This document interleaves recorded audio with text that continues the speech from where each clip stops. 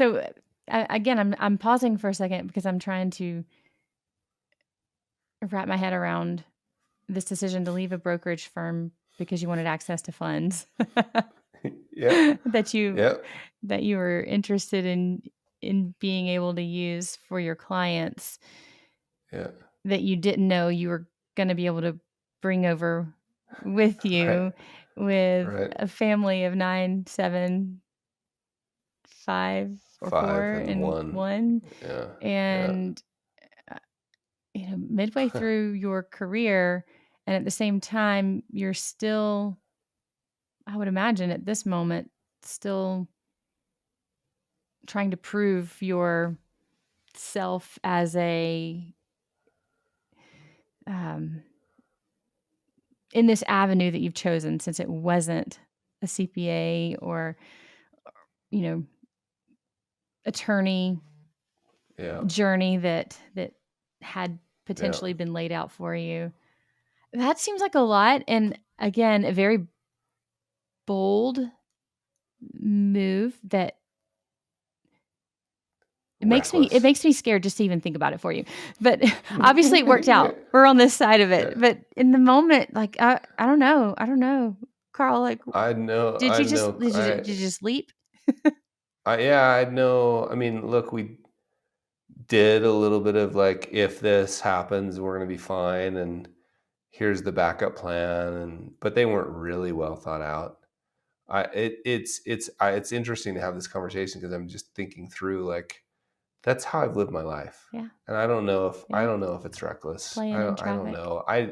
I don't know how to do it any other way. I wish I often, and this is where the imposter syndrome comes up. Like there's a lot of really really lonely moments around all of those decisions because I didn't know. Mm-hmm. I just knew I couldn't not do it. Right. Like I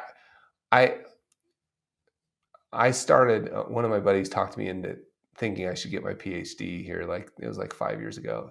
At University of Utah has a really, really internationally known set of business strategy and entrepreneurship professors. And one of them is a friend. And he's like, you should come down here. I went down, took the PhD seminar, like the fall seminar with like 8 other students. And, it was amazing. And the whole time though, the words they were using about business, I was just like, what? Like, analyze competitive environment Mm. and check the, and come up with this and this and this. I was like, well, no, the only businesses I'm only interested in business as a tool to forcibly insert an opinion into the world. And I'm I like that. more, these are just art projects to me. And I'm compelled. I can't stop. I've tried. I mean, look, lots of therapy. Like I, I've tried to stop, and we've now gotten better because I've got really good systems around me.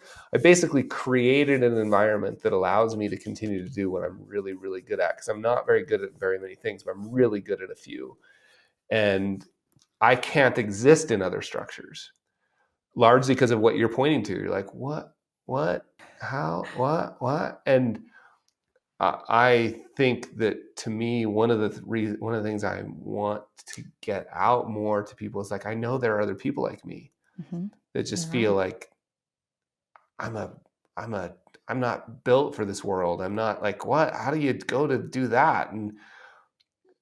And so yeah, I couldn't not do it. It's the same thing with the drawings. That was stupid.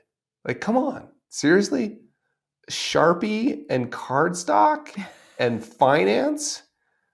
There's no way that's going to work. There's no way. And I multiple times, and my wife was right. My wife multiple times was like, hey, maybe you should just focus on building your business. And she was right. Like that's the right thing to say.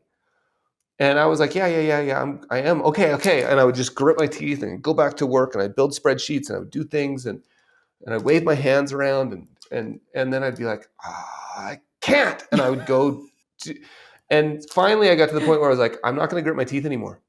Right. I'm gonna just go all in. And so yeah, it was scary, Yeah. lonely, scary. There's lots of, but it hasn't stopped. And in fact, I don't want it to stop. I've now structured my life that have repeated. I've structured my life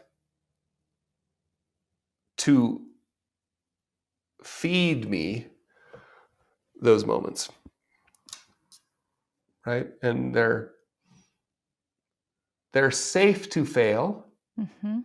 but they're never fail safe. Mm. If in fact, most of the time, Seth Godin says this, like, this may not work. If I'm doing a project that I know will work, I'm kind of bored from the beginning.